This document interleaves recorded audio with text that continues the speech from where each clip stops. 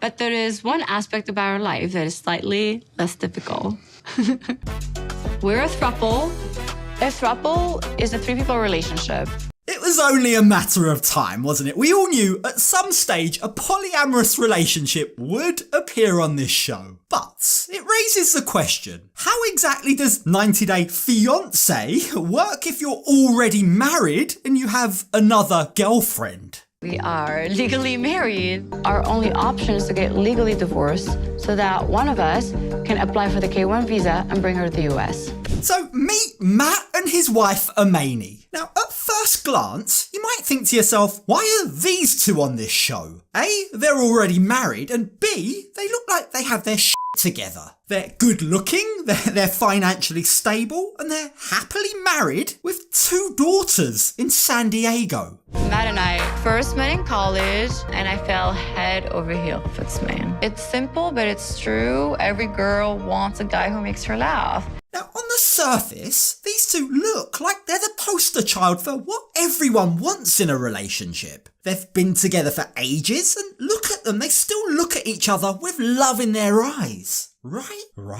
Well, look, if like me, you're sat here thinking, I recognise these two, where have I seen them before? Then let me put you out of your misery. You see, about a year ago, they actually featured in a hit Netflix TV show, a reality show called How to Get Rich. And in that show, Amani candidly shared how she makes about $24,000 a month, and yet they're in debt. They spend about $27,000 a month. Now, with the help of the host, they were able to get that overspending under control, thankfully. But one of the main takeaways from the show, apart from how much money she earns and how recklessly she spends it, is how Amani came across as talking down to her husband. Just take a look at some of the Reddit posts that were discussing that first episode. Yeah, mark my words, I'm certain that is something that's going to crop up this season. But bringing this back full circle, back to the topic of 90 Day Fiancé, Amani wants to be crystal clear. She wants us all to know that she's the one who calls all the shots in their relationship and in life. I'm a boss babe. And babe stands for boss ass bitch energy. Today, I work in the tech industry. Now, you might pick up a slight accent in Amani's voice, and that is because she grew up in Tunisia. She actually emigrated to the States when she was 18 years old, and she's established a very successful career for herself. As I say, on the show How to Get Rich, she said she had a monthly income of about $24,000. And judging by the house that they live in, my gosh, she's done extremely well for herself, right? But keep in mind, and this was another huge theme that appeared on that show, she's the breadwinner, right? Matt is a stay-at-home dad, and that imbalance in the financial strength of each partner definitely affords Amani an element of control over Matt. Again, that's something to keep an eye out for the rest of this season. But it's safe to say that isn't the only interesting thing about these two. You see, the very reason that they've come on this show is far from typical. But there is one aspect of our life that is slightly less typical. We're a throuple. A throuple is a three-people relationship. Slightly less typical. You can say that again. Gosh, like here they are on TV talking about their wild sex life and their polyamory, acting as if it's no big deal. It's just another Monday. Now, I get it, right? Don't get me wrong. Thruples are becoming more common. And in fact, Amani has taken it upon herself to try and bring more attention to them and clear up a few misconceptions. There's a lot of stigma around a throuple. It's very sexualized. A lot of people assume it's just a hookup, but it's actually a long-term commitment, just like any other two-person relationship. It's very sexualized, she says, whilst she's literally dressed as a sexy nurse. If Amani's plan was to desexualize poly relationships, well, she's going about it completely the wrong way. And it doesn't exactly help matters that they met their Mexican girlfriend, Annie, at a strip club before they proceeded to have a threesome with her. So how exactly does the whole dynamic work between the three of them? I identify myself as bisexual. I don't like labels. It just means I love all types of humans. In the beginning, I would say that I was a little vulnerable to think that there was something that I wasn't able to fulfill for her. So Amani certainly got what she wanted, but notice Matt's hesitance there. I was vulnerable, he says, indicating that this wasn't necessarily his idea. Again, remember the power dynamic between these two. Remember who earns all the money and who calls the shots. Now, the pair tell us they are now both on board, and they've been quote-unquote dating Annie for over a year at this point. In fact, they're keen to stress they are now both developing feelings for her. Feelings started to develop really quick. She motivates us, she pushes us. It's really the extra things that we've added to the relationship just with her being around. So as Amani and Matt fall in love with Annie, they're now getting ready to take things to the next level. They've planned a trip to Mexico to meet Annie's family, and if everything goes well, they want to move her to California to live with them. But bringing Annie over to America complicates things, especially legally. We are legally married. Our only option is to get legally divorced so that one of us can apply for the K-1 visa and bring her to the US. Sorry, what the f***?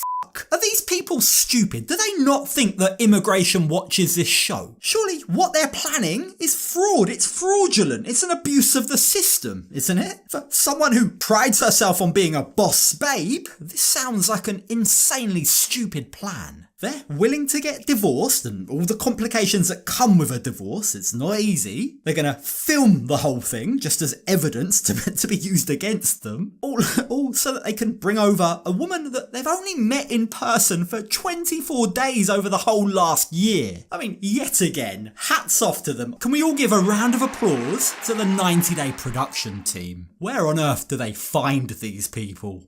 I think that it would devastate us if this trip doesn't go well. I think we have a lot invested in this, and we have a lot of care for someone that would be hard to reverse. Both Matt and Amani are convinced that they're in love with Annie, but let's just be real here. They've only actually met her a handful of times, and all those times have been when they've been on vacation. Like, sorry guys, hate to break it to you, but real life is very different to vacation. Now, that is, I guess, why they're going to Mexico on this upcoming trip. They want to get to know her a bit more in person and see what day-to-day life might be like. But when Matt and Amani meet up with some friends to share their news, their friends are just as shocked as we are. We were thinking about separating. Getting a divorce. Yeah. Like legally. Wait, Whoa. just on paper. Just on paper. Whoa. Indeed. Surely this is fraud. Please, someone let me know down in the comments below. Now, in response to his friends, Matt tries to assure them that he and Amani are secure in their relationship. They don't need a piece of paper that says that they're married. But their friends are left questioning two things. Number one, is this really necessary? And number two, have Amani and Matt completely lost their minds? Not just getting married to someone you don't know, but to divorce someone you do know in order to bring in someone into this marriage. It seems excessive, and it seems really fast to me. Yeah, excessive and fast pretty much sums up this entire scenario. Now, Amani and Matt's friend voices concerns that Annie could just be taking advantage of them. Why? Well, because, surprise, surprise, they've been financially helping her out. But on top of that, Matt's friend is now also becoming increasingly worried that this is all Amani's idea. Is Matt really as on board with this as he's making out? I'm mostly concerned just about overall Nat's well-being, just make sure that he is going through what he wants to do in life. Is he doing this because it's going to make his wife happy, or is he going to do it because it makes him happy? With Amani being the breadwinner, with Amani being the bubbly personality and the bisexual one who wanted to explore, is it really that much of a stretch to imagine that this boss babe is the one who's calling the shots? Which, of course, leads to the question, how much does Matt want this versus Amani wanting this? Keep in mind, right, these two haven't had a poly relationship before. It's pretty clear that they haven't really thought this through very well. They don't really know what the practical implications of having a third partner will be. But, fortunately for them, Matt's friend does have experience in that department. I learned that I became jealous because they started spending time together. They started laughing and having their internal jokes. And it's hard. Isn't it hilarious that Hermione really appears to have only just realised that she's going to have to share her husband not just in a sexual way. As Matt's friend talks about the jealousy that he experienced in his own poly relationship, Hermione looks like this is all just dawning on her for the first time. For this to work, she's going to have to be cool watching Matt cuddle Annie, right? They're going to have their own in-jokes. They're going to do things without her. Heck, Matt is going to be the stepfather of sorts to Annie's 3 kids. So is that really something that she can go through with? I tend to be more jealous. I admit it. Being in a throuple, that's an uneven number, so somebody most likely is going to feel left out.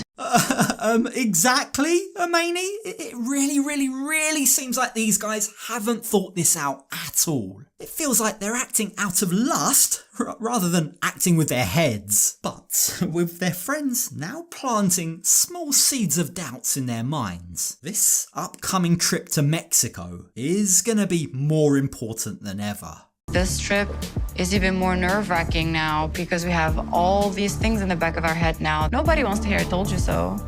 We want to prove them wrong. But is that really a good motivation? Is wanting to prove someone wrong a good enough reason for going through with this madness? Now, the right thing to do here would probably be to hold your hands up and say, I think I might have made a bit of a mistake. Give me a bit more time to think this through. Only the problem is, Hermione, well, she seems like the kind of lady who doesn't like to admit that she's ever wrong. And that raises the question, is this really about love? Or is this more Hermione just trying to prove the world wrong?